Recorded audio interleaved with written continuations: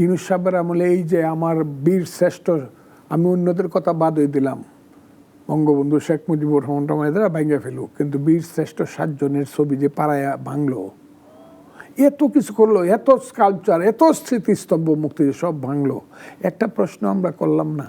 এই সংসদে আমরা দেখলাম অনেকগুলো আইন পাস হলো। তত্ত্বাবধায়ক ইন্টারিম সরকারের, প্রফেসর ইউনূসের নেতৃত্বাধীন ইন্টারিম সরকারের আনিত অনেকগুলো অধ্যাদেশ পাস হলো। কিছু অধ্যাদেশ পাস হয়নি, যেগুলো আমাদের বিরোধী দলের পক্ষ থেকে খুবই আপত্তি জানানো হয়েছিল। এমনকি তারা জুলাই সনদ বাস্তবায়ন, আদেশ বাস্তবায়নের জন্য তারা বিভাগীয় শহরে সমাবেশও ডেকে ফেলে, এবং একটা সরকারের বয়স 3 মাস যেতে না যেতেই সমাবেশ, বিক্ষোভ মিছিলের ডাক দিয়েছে। কেউ কেউ রাজপথে সরকারের পতনের কথা বলছে। আপনার কাছে প্রশ্ন হচ্ছে, যে আইনগুলো যতগুলো পাস করা হলো, তার মানে ইন্টারিম সরকার সঠিক সিদ্ধান্ত নিয়েছে, এবং আপনারা বিজ্ঞ পার্লামেন্টারিরা এটা আপনারা বুঝেই আইনগুলো পাস করেছেন। এই যে আমাদের দেশে একটা স্থবিরতা, একটা ইন্টারন্যাশনাল ক্রাইসিস যেখানে তেলের, এবং সেটা নিয়ে খুব সরকার সুন্দরভাবে সমাধানের জন্য চেষ্টা করেছে।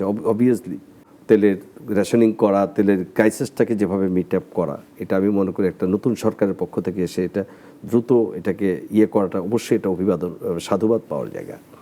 কিন্তু পাশাপাশি যখন আমরা দেখলাম হামে এই অবুঝ শিশুরা আমাদের ছেড়ে চলে যাচ্ছে, পিতার কাঁধে সন্তানের লাশ, এবং যে সন্তান 3-4 দিন আগেও বাবার গলা, মায়ের গলা জড়িয়ে হতো, সেই সন্তানেরকে নিয়ে যাচ্ছে, এইটার যে গাফিলতি বা এইটার যে একটা প্রসেস দীর্ঘ সময়, আমাদের মাননীয় প্রধানমন্ত্রী বলেছেন, তিনি তার বক্তব্য, যদিও তিনি খুব সুন্দরভাবেই বলেছেন, কিন্তু তারপরও আপনার কি মনে হয় যে এই যে প্রতিদিনই আমরা দেখছি 13 জন, 14 জন, 15 জন শিশু হামের উপসর্গে মারা যাচ্ছে, এটাকে আপনি কিভাবে দেখেন? এই সরকারটা তো 12 ফেব্রুয়ারি 2026 সনে সরকার হয় নাই, এই দলের মেজরিটি হয়েছে।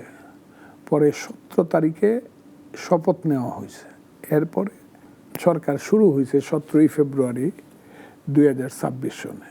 কত হইল? 17 ফেব্রুয়ারি, 3 মাসও হয় নাই। এইখানে একটা ঘটনা কিন্তু আমার কাছেও প্রশ্নবোধক, যেটা আমার কাছে প্রশ্নবোধক হওয়া উচিত না, কারণ আমি তো সরকারের অংশ।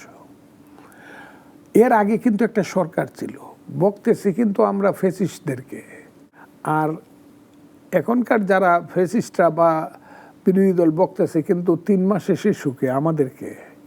কিন্তু 18 মাসের যে একটা সরকার ছিল, under the guidance of leadership of জনাব অধ্যাপক মোহাম্মদ ইউনূস, এই সরকারের সমস্ত ভালো কাজ যেগুলো, সেগুলোকে আমরা একদম প্রশংসা করব। কিন্তু ইউনূস সাহেবের আমলে ভালো কাজের চেয়ে খারাপ কাজ অনেক বেশি হয়েছে, সর্বনাশ অনেক বেশি হয়েছে। হামের কথা বলেন আর যত কথাই বলেন, তাকে একদম ইনডিমনিটি দিয়ে দিলাম, ইউনূস সাহেব এবং তার লোকজনকে, যারা চুরি চামারি করছে, যাদের প্রাইভেট সেক্রেটারিরা 3 মাসে 300 কোটি টাকা করছে, তাদের ব্যাপারে আমরা একটা কথা জিজ্ঞাসা করলাম না। যারা কবর থেকে মানুষকে তুইলা শুধু ধর্মের একটা লাইন বিশ্বাস করার কারণে, আহলে সুন্নাতুল জামাত অথবা সুফিবাদ বিশ্বাস, মাজারপন্থী রাজনীতি, মাজারপন্থী ধর্ম করার কারণে তার লাশটাকে তুলে, মুসলমানের লাশটাকে পুড়িয়ে ফেললেন, অন্যদেরকে কুপায়ে মারলেন। ইউনূস সাহেবের আমলে সব কিছু আপনি হইতে দিলেন। ইউনূস সাহেবের আমলে এই যে আমার বীর শ্রেষ্ঠ, আমি অন্যদের কথা বাদই দিলাম, বঙ্গবন্ধু শেখ মুজিবুর রহমান রহমানেরা ভাঙ্গা ফেলুক, কিন্তু বীর শ্রেষ্ঠ 7 জনের ছবি যে পাড়ায়া ভাঙলো, এত কিছু করলো, এত স্কাল্পচার, এত স্মৃতিস্তম্ভ মুক্তি সব ভাঙলো, একটা প্রশ্ন আমরা করলাম না? এবং ইউনূস সাহেব এটা মবের মাধ্যমে করলো, চায়ে চায়ে দেখলো, কি না করলো মব এই দেশে।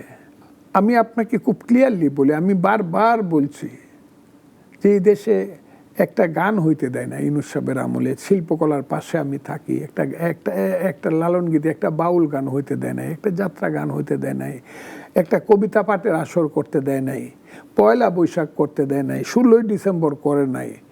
লোক দেখানোর জন্য 26শে মার্চে গেছে, গিয়ে ওইটাকে আরো অপমান করা হয়েছে। সারা দেশে কোথাও কেউ 16ই ডিসেম্বর করে নাই, আমি করছি 24-এর 16 এবং 25-এর 16 ডিসেম্বর, আর কেউ করে নাই।